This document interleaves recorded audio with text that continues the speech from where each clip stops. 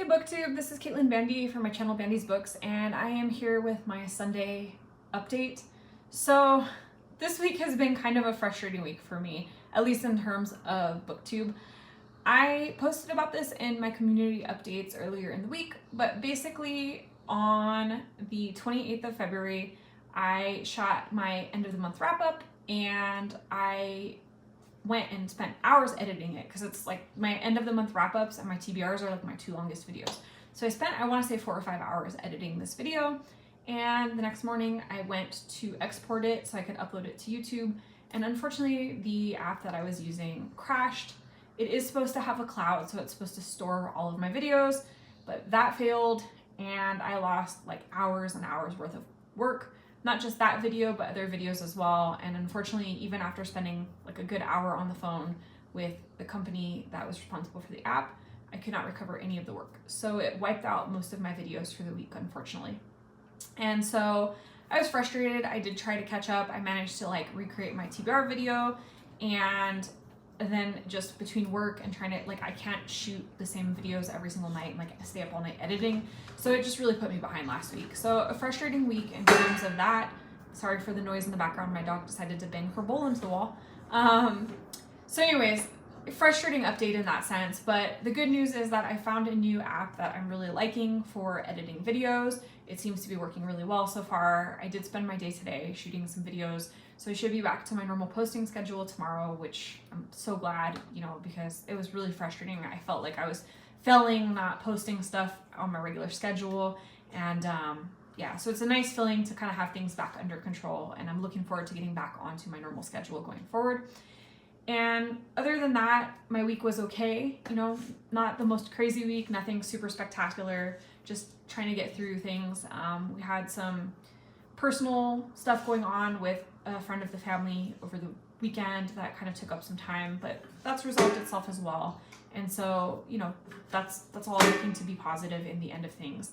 And otherwise, I've been focusing on getting back into an exercise routine and getting a little bit healthy. Some of that stuff's kind of fallen off over like the end of last year. I used to always be like a really healthy person, working out a lot, eating really well, taking good care of myself, and then I had long COVID for 3 months, and it just kind of threw off my whole routine. So for the last week or so, I've been really focused on getting back into my normal yoga routine. I like to do yoga and meditation every morning when I get up. So that's been my focus this week, and going into next week is just making sure that I'm getting up and doing my yoga every morning. And then once I get that under control, I'm going to start adding in a workout and trying to rebuild my strength and my cardiovascular fitness and things like that. So other than that, I've been walking a lot with Luna. We've been trying to go for longer walks as a family. Oz and I have both been, I go like 45 minutes in the morning, Oz goes like 45 minutes when he gets home, and then usually at the end of the evening we go for another little bit of a walk. So we are definitely getting quite a few steps in, which is nice. Reading this week was really good. So without having all the video editing and stuff, and like without, like basically I just at a certain point cut it out because of the app and the malfunctions, it did give me a little extra time to get caught up on some reading. So I've made really good progress on my books this week. So far I finished When You Trap a Tiger by Tay Keller, which was my first book that I picked for middle grade March. I did a full review of that on Friday. That was one of the few videos I was able to post last week.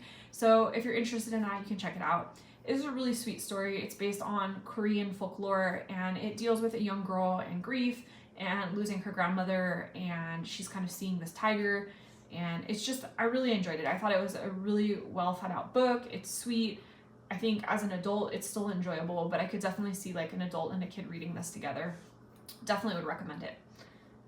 And then I read The Adventures of Amina Al-Sirafi by Shannon Chakraborty. This was so good. I wasn't that sure that I was gonna love this. I don't know what it is about the like cover of the book. I don't love the cover design. So I was feeling kind of skeptical about getting into it, but I ended up absolutely loving it. It's a sort of thrilling tale of a swashbuckling pirate. We have a Muslim woman, and she's kind of like not your typical woman. She's the head of this ship, and she's off adventuring and, you know, plundering and doing things that pirates do. But she's now retired. She has a daughter and her mother, and she's protecting them from some of her own enemies. And then she gets called back to go find another daughter of an old crewmate, and it leads her on this wild adventure. It was such a fun book. There was so much action. the main character, Amina, is such a badass and just a joy to read. Is definitely an adult fantasy. This is not for kids. There's a lot of swearing and like sex and different things that occur in this book that are definitely not appropriate for young readers. So squarely an adult fantasy, but so much fun. I really definitely recommend this book if you like fantasy. I also read Stoneblind by Natalie Haynes.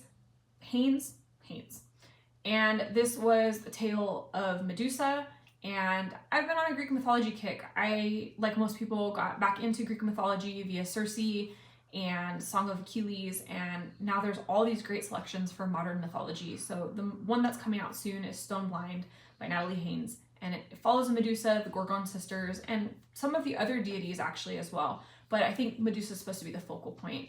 This is a feminist retelling of Medusa's story, and I thought it was really well done. I kind of liked how we have all these different puzzle pieces and slowly they work themselves into Medusa's story. And I guess my conclusion from this is that Greek gods are dicks. Like, this whole story is just full of one crappy character after another, and it makes you really sympathetic for Medusa. Excellent writing, really well done. If you like Greek mythology, I think this is a book to be watching for the release. I think this was at ARC, and I think it's releasing like really soon.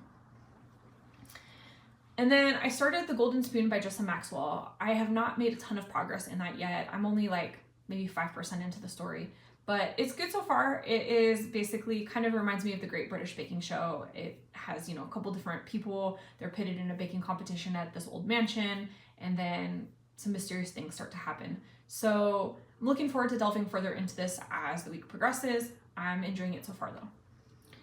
And then I also finished The Angel Maker by Alex North. I know that I'm supposed to be reading all women authors for Women's History Month. That was what I said on my TBR. I did have this as an ARC and it's due this month, so I went ahead and read that. It was pretty enjoyable. I definitely liked it better than The Shadows. I think I actually probably liked it better than Whisper Man, or at least equal to Whisper Man. It's a solid thriller, detective novel. We have, you know, a person who is committing crimes. So our main character, her brother was attacked as a young man, and that kind of all relates back. It's a pretty like twisty, windy story. Like things loop in circles, and it's enjoyable if you like a detective thriller, you like crime, mystery, suspense, all that. If you've liked Alex North's previous books, you'll probably like this one as well. I don't think it was necessarily like a mind-blowing thriller, but it's a solid enough read. So going into next week, I am planning on reading The Last Quintista. That's first on my list. I'm trying to like split my middle grade books up like one per week, really, or one every other week at least. But I'm really excited about The Last Quintista. Looking forward to getting into that. Other than that, I think I'm just going to mood read as the week goes. I have so many wonderful books on my TBR. Oh, one exciting thing. Oof, if I can get this. I did finally receive my copy of Jonathan Strange and Mr. Norrell by Susanna Clarke. When I shot my TBR, this hadn't come in yet, so I finally got it. This is one of my March of the Mammoths books. As you can see, it's pretty mammoth. So I loved Piranesi last year. It was probably my favorite read of the year, and so I'm really looking forward to getting into this one soon too. I'm probably gonna have to start it soon too, because at like, how many pages is this? 800 pages basically. This will take me a little while to get through. So looking forward to that. Yeah, so that's all my reading updates for now. Glad to be back to normal with the videos. My end of the month wrap up from February will be posting tomorrow morning at 6 a.m. Eastern time, my usual posting time. I usually try to post that at the not at the first of the month, sorry, at the end of the month. So it should have been technically up on the 28th, but as I mentioned, it just got completely destroyed by this app crashing. So I've reshot it and it's gonna be coming up tomorrow morning. And then I've got lots of great content throughout the week. So look forward to that. I have probably one of my favorite recipes coming up on Saturday. It's a recipe review combo that is like for one of my all-time favorite recipes. So I really, in particular, hope that you enjoyed that video. But yeah, I look forward to seeing you. I hope everybody's having a good Sunday and that your Monday starts out really productive and in a positive light. I look forward to interacting with you all throughout the week. Thanks again for joining. Bye.